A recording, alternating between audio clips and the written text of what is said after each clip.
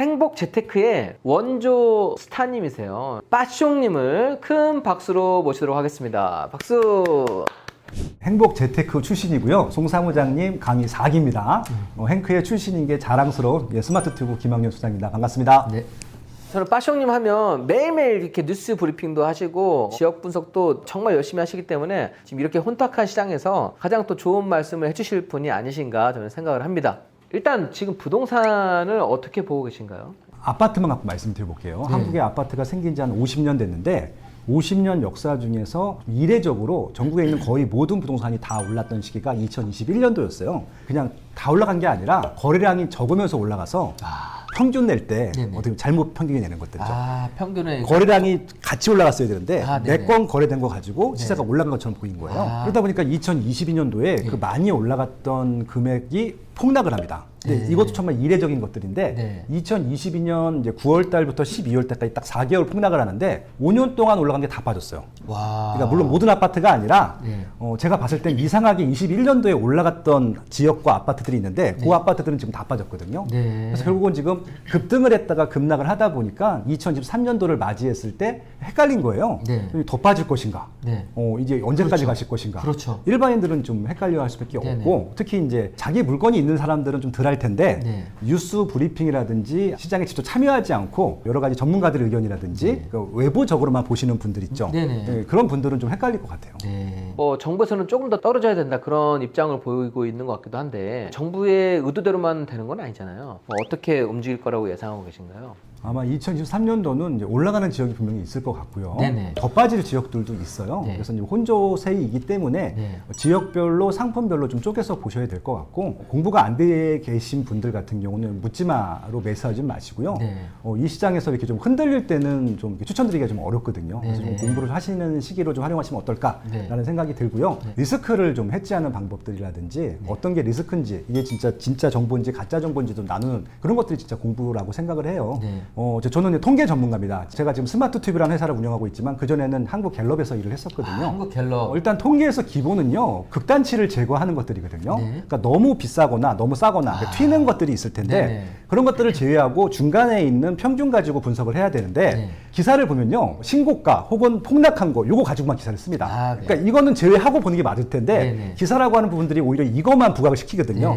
뉴스 그냥 이런 신문 기사만 보시는 분들은 투자를 절대 할 수 없는 환경이에요. 왜냐하면 정말 극적이거든요. 그런데 그거를 걷어내고 통계, 데이터를 놓고서 분석을 해주시는데 빠숑님 블로그, 유튜브에서 계속 브리핑을 해주고 계시니까 공부를 시작하신 분들 같이 한번 들어보시면 좋을 것 같습니다. 뉴스 보실 때 이제 통계 부분들 극단치랑 올라가는 거 내려가는 것들은 안 보셨으면 좋겠어요. 차라리. 왜냐하면은 이게 뉴스를 보다 보면요.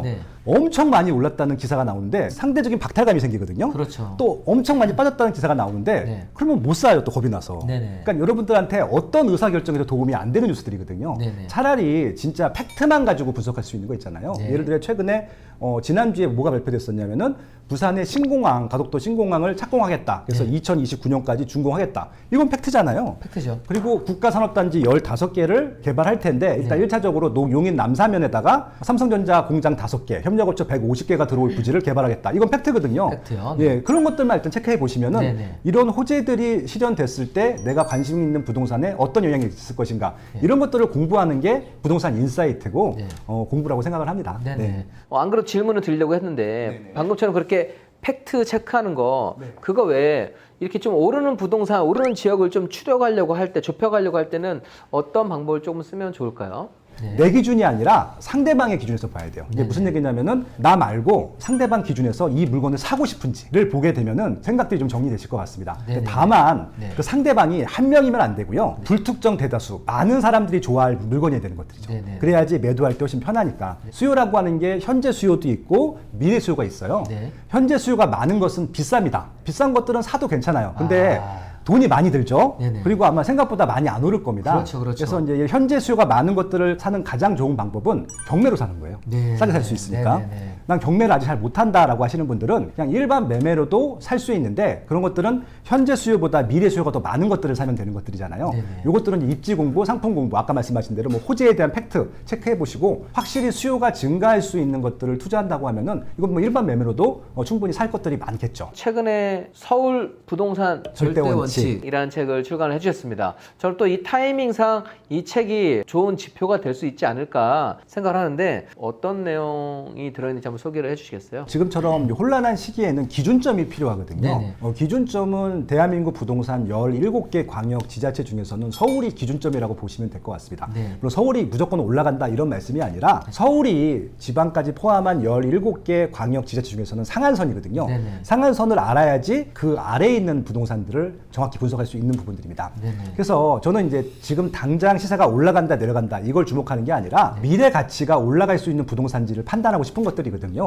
작년 말에 서울시에서 도시기본계획을 발표했습니다. 2040년까지 서울을 어떤 방향성으로 개발을 해 나가겠다고 하는 것들에 대한 자료들일 텐데 그 부분이 이제 정리해 놓은 책이 바로 이제 서울 부동산 절대 원칙이라는 책이고요. 원문 자료를 보시게 되면 서울시 다 홈페이지에 있어요. 3,800장 정도 돼요. 그것들을 일반인들이 다 볼 수 없잖아요. 거기서 제가 엑기스만 여러분들이 꼭 활용하실 수 있는 데이터들만 정리한 책이 바로 서울 부동산 절대 원칙이다. 그렇게 말씀드릴 수 있을 것 같습니다. 그리고 또 궁금한 사항이 하나 있는데요. 최근에 출산율이 정말 저조하잖아요. 그래서 인구가 앞으로 정체 내지는 감소할 거기 때문에 부동산도 당연히 영향을 받지 않겠느냐. 인구 감소와 부동산 시장은 어떻게 생각하고 계신지.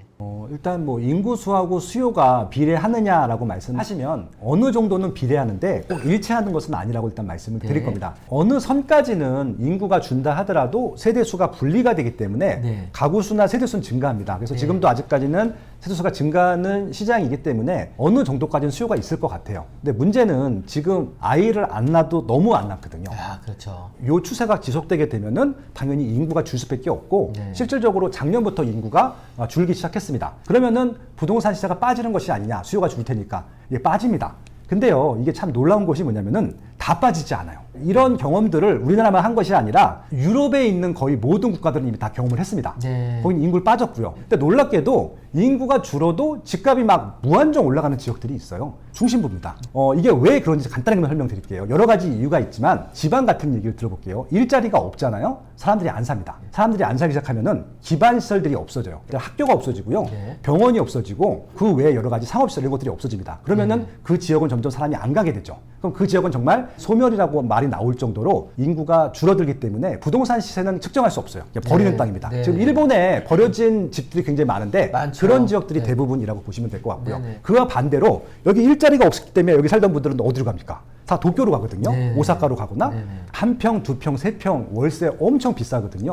결국은 일자리 찾아오는 것들입니다. 한국도 이런 전철을 아마 따라갈 수밖에 없을 것 같고요. 그래서 결국은 일자리가 많은 지역들은요, 오히려 사람들이 더 몰리게 될 거예요. 그래서 이제 한동안 몇십 년 동안은 일자리가 많은 지역 중에 기반시설이 좋은 지역들은 시세가 더 올라갈 것 같고요. 그 외 지역들은 아마 어느 정도 오르다가 이렇게 빠지는 지역들이 많을 것 같아요. 이게 서울만 말씀드리는 게 아니라 지방에도 중심 지역이 있거든요. 그러니까 지방에서도 핵심 지역 말고는 그렇게 될 가능성이 높다. 그래서 서울 부동산을 공부하라고 하는 이유 중에 하나가 그런 역학구도들을 공부할 수 있는 것들이거든요. 이 논리 그대로 지방에 있는 부동산을 분석하게 되면은 지방에서도 올라갈 부동산, 내려갈 부동산이 보이실 겁니다. 그러면 서울이라고 하면 대부분 강남하지만 현재 수요가 반영된 그런 곳이기 때문에 빠시용님이 좀 생각하시는 서울 지역 중에서 미래가치, 미래 수요가 반영될 만한 그런 곳은 말씀해 주실 수 있으실까요? 있죠. 어차피 서울 부동산 절대 원칙이 그런 책이고요. 거기에 많은 지역들을 설명했고 그런 근거들을 다 붙여놓은 겁니다.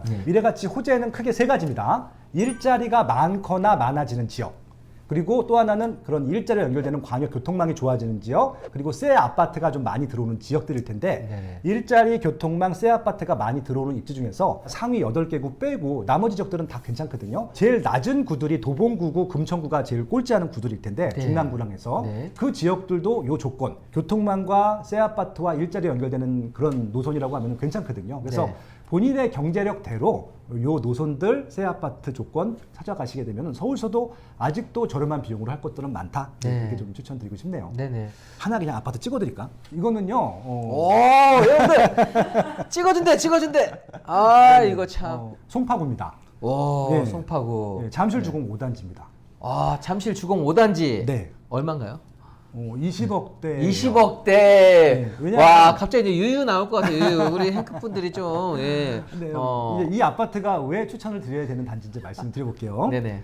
지금 엘스 리센츠가 더 비싸요. 근데 엘스 리센츠보다 잠실주공 5단지가 훨씬 좋은 입지고 네. 훨씬 좋은 상품이거든요. 네. 그래서 지금 잠실주공 5단지를 지금 소유하고 있으면 40평대까지 추가 분담금 10원도 없이 소유할 수 있어요. 아. 그럼 끝난 거잖아요. 예. 그거 한 채 있으면은 거의 강남권이라고 할 수 있는 잠실에서 제일 좋은 아파트를 40평대 이상을 갖고 가야 되는데 네. 지금 엘스 1cm 갖고 있을 때가 아닌 것 같아요. 제 네. 생각에는. 그거 파시고 옆으로 옮기세요. 오. 이 정도면 간단하게 찍어드린 거 아닌가?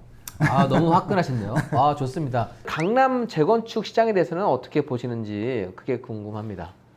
좀 특별한 상품인 것 같아요. 강남 재건축은 투자 목적이라고도 하기 뭐하고 실거주 목적이라고 하기도 좀 뭐해요. 아마 대한민국 1등 아파트는 압구정 현대아파트가 될 거예요. 나중에 네. 재건축한 다음에는. 네네. 지금은 서초구 반포동이 더 비싸요. 이거는 압구정 쪽에 있는 현대아파트들이 재건축 초기 단계이기 때문에 그렇고요. 네. 아마 사업 시행 인가 정도만 가더라도 훨씬 네네. 더 비싸질 겁니다. 근데 제가 이제 압구정 현대아파트를 추천드릴 수가 없는 게 아직도 새 아파트로 입주하려면은 10여 년이 남았어요. 지하 주차장도 없고 2중 3중 주차를 해야 되고 네. 그리고 녹물도 나오고 위풍도 세고 춥고 덥고 이런 지역들을 참으면서 사셔야 되거든요. 네. 근데 돈도 많이 들어 심지어는. 그리고 나중에 아직까지 이 제도가 안 없어졌기 때문에 초과이익 환수금도 아마 10억 이상 20억 낼 수도 있어요. 네. 그러니까 돈이 엄청 많아야 되거든요. 네. 그러니까 투자 상품으로서는 적합한 상품이 아니죠. 어느 정도 일반 중산층이라고 하시는 분들 같은 경우는 실거주 목적과 투자 목적이 다 병행하거든요. 네. 근데 압구정 현대아파트 같은 경우는 그냥 돈이 있는 사람들이 사는 거예요. 그러니까 좀 다른 상품이고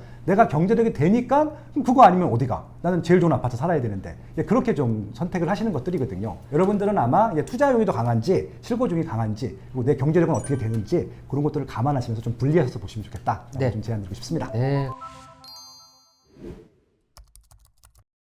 마지막으로 또 우리 행크TV 구독자분들께 한 말씀 부탁드리겠습니다. 지금 아마 시장이 혼란스럽기 때문에 굉장히 고통스러우신 분들이 많으실 것 같아요. 영끌을 하신 분들 같은 경우는 되게 힘들 것 같거든요. 네. 근데 내 집 마련하신 분들 같은 경우는 보통 한 집을 사게 되면 10년 정도 소유하거든요. 지금 시세가 빠진다 하더라도 10년 후에 올라갈 입지나 상품을 사신 분들은 너무 고민하지 마세요. 그러니까 지금 고민하시는 분들 중에 대부분요. 고민할 필요가 없는 것들을 고민하시거든요. 그래서 좀 고민의 짐을 좀 내려놓으시면 좋을 것 같고 네. 요 시기에 조정되는 것들이 많다고 말씀드렸잖아요. 네. 이럴 때가 기회거든요. 최근에 저는 경매가 되게 좋은 시장이라고 생각을 해요. 왜냐면은 작년까지 유찰이 안 됐어요. 낙찰가율이 100%가 넘어가요. 이게 말이 됩니까? 네. 근데 최근에 1차 유찰이 아니라 2차 유찰까지 나오거든요. 네. 이게 왜 좋으냐면요. 사람들의 관심이 생기는 것들이거든요. 그래서 실질적으로 이렇게 유찰이 많이 될 때가 경매 공부하기도 좋고 시장에 또 물건이 많이 나온다는 얘기잖아요. 네네. 아마 2023년도는 경매 공부 열심히 하셔갖고 작은 경매 물건부터 한번 낙찰받는 이걸로 작은 것들은 잘못 샀다 하더라도 그냥 싸게 팔면 돼. 손들면 하면 되니까 네네. 그렇게 좀 자신 있게 한번 경매도 한번 도전해 보시고 내 집 마련 안 하신 분들도 내 집 마련 하시고 2023년도를 적극적으로 활용하시면 좋겠다라고 좀 제안을 드리고 싶습니다.